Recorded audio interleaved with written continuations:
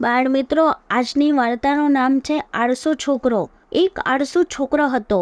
તેને નિશાળે જવું ગમતું ન હતું. તેની સાથે કોઈ રમનાર નહીં હોવાથી તે એક દિવસ કોઈની રાહ જોતો રસ્તા ઉપર ઊભો હતો. તેવામાં તેને એક ડાઘિયો કૂતરો મળ્યો. છોકરો કૂતરાને કહે, કેમ ડાઘિયા, તું મારી સાથે રમીશ? ડાઘિયો કહે, ના રે ભાઈ, મારે તો બહુ કામ છે. મારે મારા શેઠના ઘરની ચોકી કરવાની છે. જો હું તારી સાથે રમવા રહું તો મારા શેઠના ઘરમાંથી ચોર સુખેથી ચોરી કરી જાય તો? કૂતરો એમ કહી ચાલ્યો જાય છે. પછી એક ચકલીને જોઈ છોકરો કહે, ચક્કીબાઈ, તમે મારી સાથે રમવા આવશો? ચકલી કહે, નહીં ભાઈ, હું તારી પેઠે કામ વિનાની નથી. મારે તો હજુ મારા બચ્ચા માટે દાણા લેવા જવું છે અને માળો બાંધવા માટે ઘાસના તણખલા, રૂ અને ઊન લાવવાનો છે. આટલું કહીને ચકલી ઉડી જાય છે. છોકરો પછી એક મધમાખીને જોઈ છે. છોકરો મધમાખીને જોઈને કહે છે, મધમાખીબાઈ, તમે અહીં તહીં ઉડ્યા કરો છો, તેના કરતાં મારી સાથે રમવા ન આવો? મધમાખી છોકરાને કહે છે, અરે ભાઈ, મને તો જરાય નવરાશ નથી. મારે હજુ બાગમાં જવાનું છે અને ત્યાં જઈ ફૂલ ઉપર બેસવાનું છે. પછી ફૂલનો રસ ચૂસી તે રસમાંથી મધ અને મીણ બનાવવાના છે. ભાઈ, માટે મને તારી સાથે રમવા રહેવું પરવડે ને એમ નથી. તે એકદમ ઉડી જાય છે. થોડીવાર પછી છોકરો ઘોડાને આવતો જોઈ છે. તે ઘોડાને જોઈ તે વિચારે છે કે આ ઘોડાને કંઈ કામ હોય તેમ લાગતું નથી. લાવને એને જરા પૂછી જોઉં. કેમ અલ્યા, તું મારી સાથે રમશે?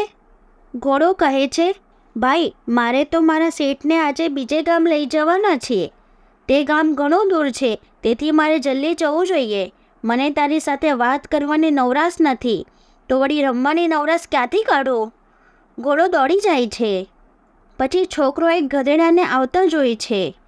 ગધેડાને જોઈને પછી તે છોકરો વિચારે છે, ખરું જ કહું છું કે આ ગધેડાને કંઈ જ કામ નહીં હોય. પછી તે ગધેડાને રમવા બોલાવે છે. ગધેડો કહે, છોકરા, તું મારા કરતાં પણ ખરાબ જણાય છે. લોકો મને મૂર્ખ કહે છે, પણ હું તારા જેવો આળસુ નથી. તે જાણીને આજે મને આનંદ થયો છે. મને તારી પેઠે વખત નકામો કાઢવો એ પરવડે એમ નથી. જો, હું તો બબડિયા વિના દરરોજ મારું કામ કરીએ જ જાઉં છું. કુંભારવાડેથી ઈંટો, નળિયા, ઘડા, તાવડી, જાત જાતના માટીના રમકડા વગેરે અનેક ચીજો ખેંચી લાવું છું. મારે હજુ બહુ કામ છે. તે ગધેડો ભૂકીને ચાલતો થાય છે. ગધેડાના આ શબ્દો સાંભળી તે છોકરો ઘણો જ શરમાઈ ગયો અને વિચાર કરવા લાગ્યો કે શું હું પશુ પક્ષી અને જીવજંતુ કરતાં પણ ખરાબ છું? શું હું એટલો બધો આળસુ છું કે તે બધાથી હું ઉતરતો છું? મેં આટલા બધા દિવસ નક્કામાં ગુમાવ્યા, તે શું ઠીક કર્યું? આમ પસ્તાતો તે ઘરે ગયો અને બીજે જ દિવસથી નિશાળે જવા લાગ્યો અને મહેનત કરી ભણવા લાગ્યો. આ વિડીયોને લાઈક કરો, શેર કરો અને ચેનલને સબસ્ક્રાઈબ કરો.